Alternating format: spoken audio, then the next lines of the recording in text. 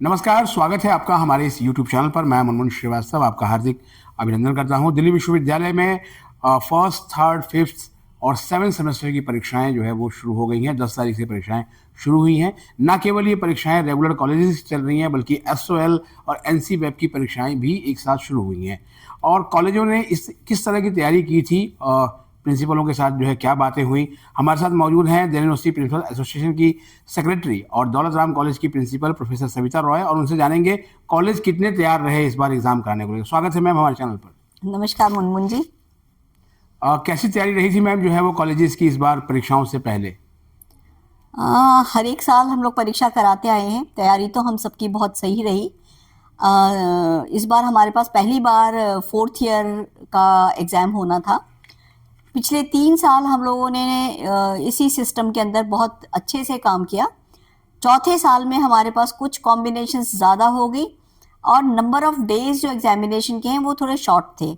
तो उसको मैनेज करने के लिए हमें पूरा अपना स्टाफ, पूरा इंफ्रास्ट्रक्चर, मतलब टेबल चेयर भी अरेंज करनी पड़ी।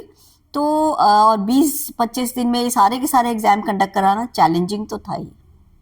लेकिन मैम जो है वो अभी हम देख रहे हैं 2 दिन से बहुत एक क्योर्स जो है मचा हुआ है कॉलेजेस में। खास तौर पर जो अगर आज की बात करें, आज यानी कि 13 दिसंबर की, तो सुबह 9:30 बजे का जो पेपर था वो कई कॉलेजेस में 11:40 के आसपास शुरू हुआ और स्टूडेंट्स बहुत पैनिक हो गए। तो क्या तैयारी नहीं थी, या फिर कॉलेजेस और एग्ज़ाम ब्रांच के बीच में कोई कोऑर्डिनेशन नहीं है? मेरे कॉलेज में तो मेरा पास्ट एक्सपीरियंस भी रहा कि हमेशा ही 2-3 पेपर्स ऐसे होते हैं जिसकी कम्युनिकेशन गैप होती है और एग्जामिनेशन ब्रांच हमेशा ही वो पेपर्स हमें दे देता है और एग्ज़ाम स्टार्ट हो जाता है। ऐसा क्योस मेरे कॉलेज में तो नहीं हुआ, लेकिन हाँ, सुनने में आया बहुत सारी जगह क्वेश्चन पेपर्स टाइम पे नहीं पहुँचे।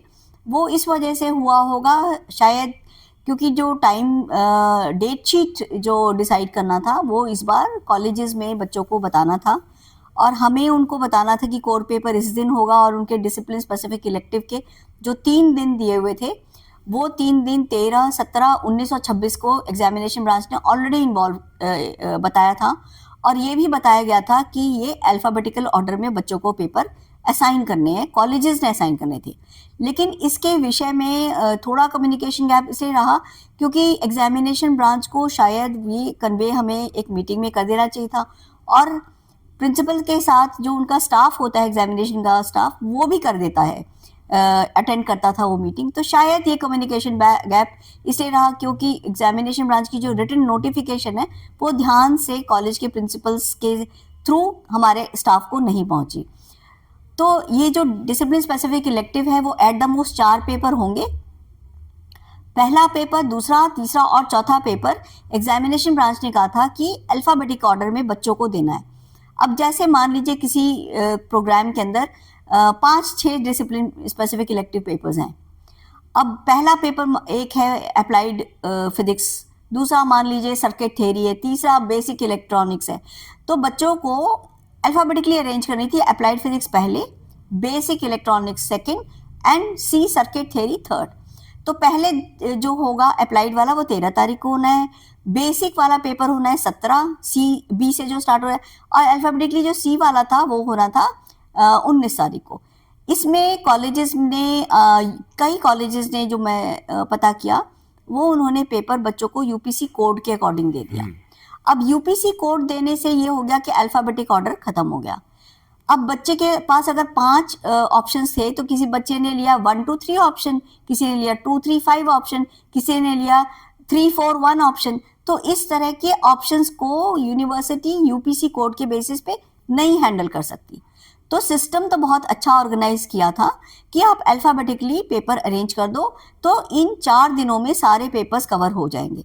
लेकिन एक कन्फ्यूजन हमारे जो कॉलेजेस में ये रहा कि उन्होंने यूपीसी कोड के हिसाब से बच्चों की सीटिंग अरेंजमेंट कर दी और कई बच्चों को बुला लिया उन दिनों पे जिन दिन उनका पेपर नहीं था।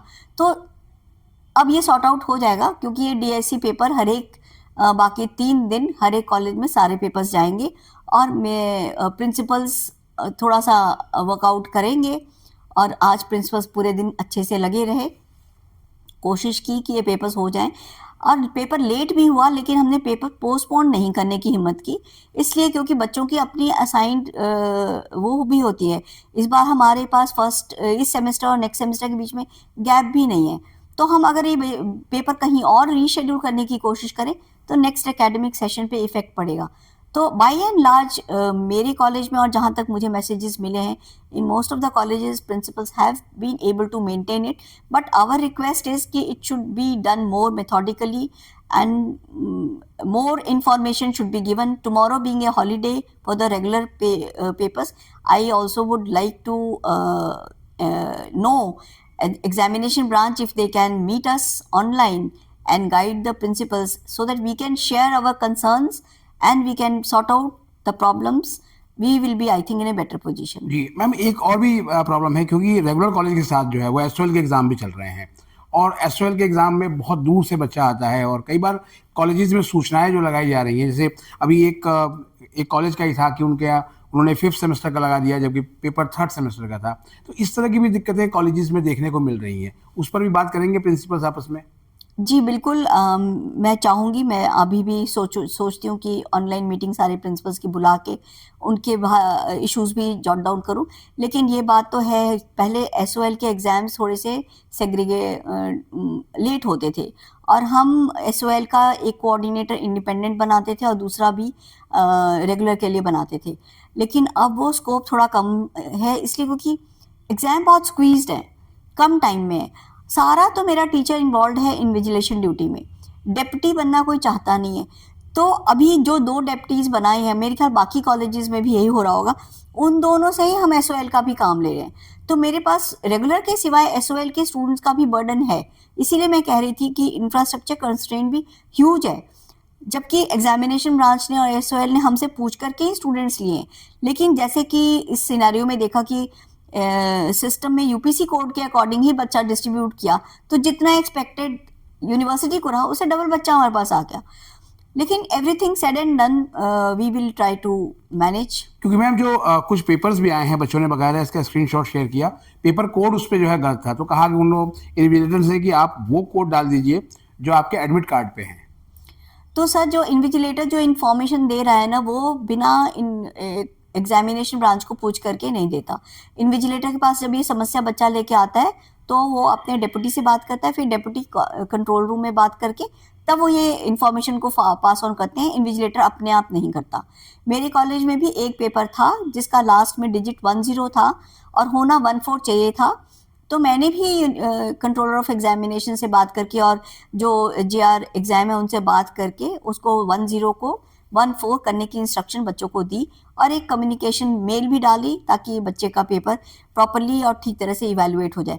तो ये वाली जो समस्या थी probably because of the old coding system थी, जो कि हमारी समर्थ पोर्टल पे पिक हो गई बच्चों से, क्योंकि वहाँ पे ऑप्शन ही नहीं था बच्चों को 10 की सिवाय 14 देने का।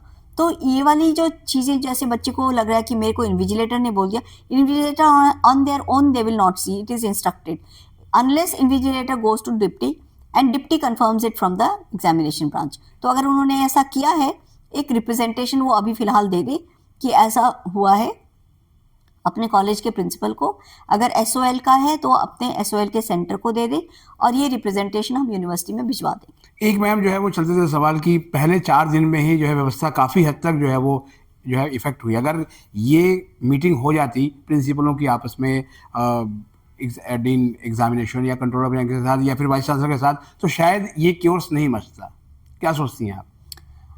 नहीं, केओस में तो ये है कि अगर आपके पास बच्चा एक दिन में बहुत ज़्यादा आ रहा है, दोनों एसओएल और रेगुलर का बहुत ज़्यादा आ गया इकट्ठा, तो 1-2 पेपर में भी अगर ऐसी झंझट हुई तो थोड़ी पेशेंस रखनी चाहिए। मैंने कई कॉलेजेस में ये सुना कि स्टूडेंट्स ही हाथों से बाहर निकल गए क्योंकि फैकल्टी ने ही बोला कि 1 घंटा लेट हो गया, अब क्या। तो फैकल्टी को भी थोड़ा सॉर्टेड रहना चाहिए कि भाई हैव पेशेंस, एक बच्चा एग्जाम देने के लिए आया, अगर थोड़ा लेट होकर के बेटर है एग्जाम दे के उस दिन चला जाए, एज कम्पेयर टू उसको 1-1.5 घंटे बिठा के बोलो कि बेटा आपका एग्जाम आज नहीं 10 दिन बाद होगा, वो ज़्यादा ट्रॉमेटाइजिंग होगा as compare to this situation. But क्योंकि बड़े बड़े पेपर थे, 12 तारीख को भी बड़ा था, आज भी थोड़ा सा डिफिकल्ट डीएससी का सिचुएशन था, जब ये 2 निबट गए तो बाकी भी मेरे ख्याल ठीक हो जाएगा। People will learn lesson out of it and I think we will be able to manage. message for the parents of the students is कि वो जो सेंटर ने उनको डेट शीट दी है उस डेट शीट के अकॉर्डिंग सेंटर पे जाएं, पेशेंस रखें। अगर पेपर उनके पास सेंटर के पास नहीं आया है तो टेक्नोलॉजी इतनी एडवांस है कि हमारे पास वो confidential paper with in 10 to 15 minutes पहुंच जाता है। और बच्चों को मैं ये बोलूँगी कि बेटा आप लोग अगर एग्ज़ाम देने के लिए जिस पेपर का आज आए हो, आप पेशेंस रखो, उस पेपर का एग्ज़ाम दो, चाहे वो सेंटर पे आपको 1 घंटा स्पेंड करना पड़े फालतू, and allow the teachers and the deputies and the centre superintendents to work with the examination branch to sort out your problem. All of us are here to take your examination and the university is for you. So bear with us. Thank you ma'am इतनी अच्छी guidance देने के लिए, और उम्मीद करते हैं कि आने वाले दिनों में जो है वो परीक्षाएं स्मूथ चलेंगी। बहुत बहुत धन्यवाद। Yeah, definitely. Thank you.